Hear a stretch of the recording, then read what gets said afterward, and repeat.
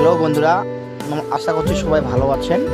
আর মা মনসা দেবী আপনাদেরকে ভালো রাখুক, সবাই ভালো থাকবেন। আর বলছি, কেউ যদি শিবশক্তি মা মনসা ধামে আসতে চান তাহলে, আর বা কেউ যারা জানছেন না শিবশক্তি মা মনসা ধাম কোথায়, তাহলে তাদেরকে বলছি আমাদের ঠিকানা হচ্ছে থানা কুশমন্ডি, জেলা দক্ষিণ দিনাজপুর। গ্রামের ঠিকানা হচ্ছে ইসনাল বাহুপাড়া।